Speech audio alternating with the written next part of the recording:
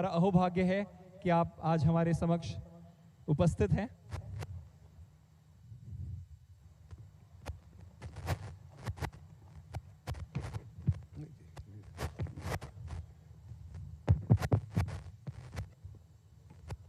आज के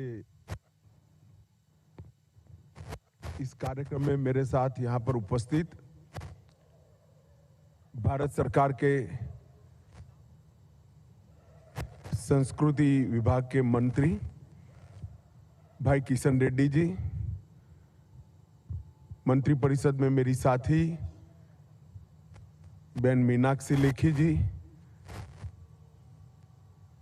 श्रीमती अनुप्रिया बेन पटेल जी, एलजी दिल्ली श्री सक्सेना जी, पुनीत दालमिया जी, पुनीत दालमिया परिवार के सभी लोग, सांसद गण, विधायक गण, उपस्थित सभी काउंसिलर्स और भाइयों और बहनों, सबसे पहले तो मैं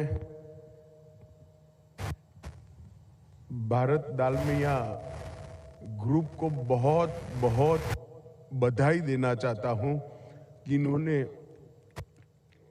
इस पौराणिक ऐतिहासिक स्थल को भारत की आने वाली पीढ़ी में भारत का परिचय कराने वाला एक स्तर बना दिया।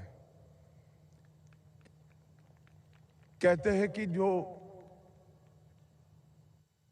इतिहास से नहीं सीखते हैं वो कभी महान देश की रचना नहीं कर सकते।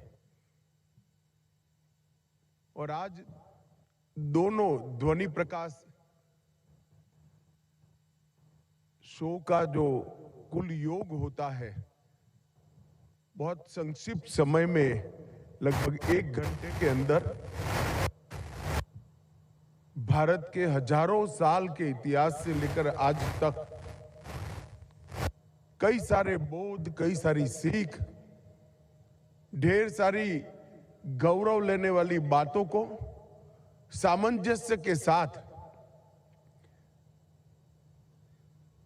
यहां पर ये 2 शो में समाहित करने का काम किया है।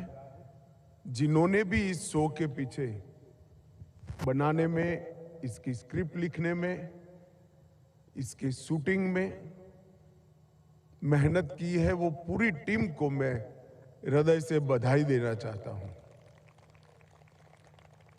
मित्रों, हम आजादी के अमृत वर्ष के अंदर एक कार्यक्रम आज से शुरू हो रहा है। मोदी जी ने आजादी के अमृत वर्ष में इतने पुरातन देश को,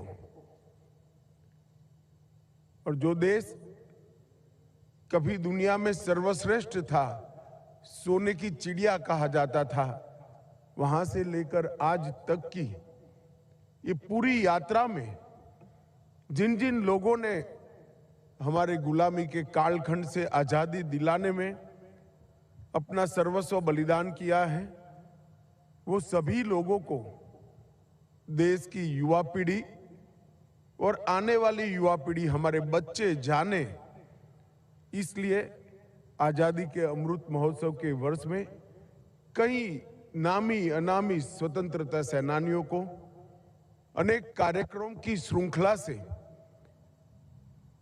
युवाओं को परिचय हो, इस प्रकार के कार्यक्रम बनाए। इसके साथ साथ भारत का गौरव, जब कभी भी हम भारत के गौरव से परिचय करते हैं, अपने आप हमारा लक्ष्य तय हो जाता है। जैसा मैंने कहा, सोने की चिड़िया मानने वाला है ये देश, पूरी दुनिया। यहां कला, विज्ञान, मेडिकल साइंस, अनेक भाषाएं, यहां पर शासन की विधाएं, हर चीज को सीखने के लिए यहां आते थे। तक्षशिला हो, नालंदा हो, विक्रमादित्य हो, अनेक विद्यापीठों ने विश्व भर के विद्यार्थियों के लिए आकर्षण का केंद्र बनाया था। तो जब हम हमारे गौरव का अनुभव करते हैं, उसी वक्त भारत को कहां पहुंचना है वो लक्ष्य का भी परिचय हो जाता है। और अब मुझे लगता है कि ज्यादा समय बिगाड़ने की जरूरत नहीं है। मोदी जी ने इसीलिए आजादी के अमृत महोत्सव से आजादी की शताब्दी तक ये 25 साल के कालखंड को अमृत काल के नाम से हम सब के सामने संकल्पित कराया है। आजादी के अमृत काल का समय 75 साल से 100 साल की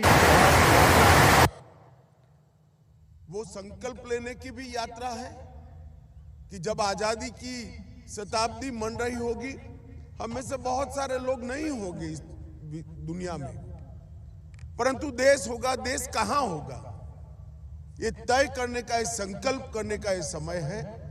और संकल्प के साथ साथ सिद्धि प्राप्त करने का भी समय है कि हर क्षेत्र में भारत को कहां पहुंचना है। वो जो लक्ष्य हमने तय किया है, ये 25 साल में भारत की 130 करोड़ की जनता के सामूहिक पुरुषार्थ से, सामूहिक संकल्प की शक्ति से इस देश को फिर से एक बार विश्व में सर्वप्रथम बनाने का लक्ष्य हमें सिद्ध करना है। और जिस प्रकार की नींव 8 साल के बहुत छोटे से कालखंड के अंदर मोदी जी ने देश में डाली है, पूरे देश की जनता में एक आत्मविश्वास का संचार मैं देख रहा हूं, एक ऊर्जा का संचार देख रहा हूं, एक विश्वास के साथ एक दिशा में चलने का संकल्प भी दिखाई पड़ता है कि भारत सर्वप्रथम और भारत सबसे प्रथम। ये दोनों चीजों को लेकर, ये दोनों संकल्पों को लेकर हम आगे बढ़े। और मैं निश्चित रूप से मानता हूं, पुनीत भाई यहां बैठे हैं, पुनीत भाई आपका ये पुरुषार्थ भी भारत को महान बनने की ये प्रक्रिया में बहुत काम में आएगा। किशन रेड्डी जी ने मोदी जी के मार्गदर्शन को जमीन पर उतारा है। हमारे ढेर सारे ऐतिहासिक स्थानों को इसी प्रकार से बदलकर न केवल ऐतिहासिक स्थान वो बने रहे, प्रेरणा के स्थान बने रहे, और यहां से प्रेरणा लेकर ही महान भारत की रचना हो। इस प्रकार का जो पहल किया है, मुझे लगता है लाल किले का रूपांतरण इसका सबसे सफल उदाहरण है। और यहीं से जो यात्रा शुरू हुई है, हमारे देश भर में फैले सैकड़ों ऐतिहासिक स्थानों से उनको प्रेरणा स्थान में बदलने में सफल होगी। मैं सांस्कृतिक मंत्रालय की पूरी टीम को बहुत बहुत बधाई देता हूं, और विशेषकर भारत डालमिया ग्रुप को भी बधाई देता हूं। वंदे मातरम, भारत माता की जय।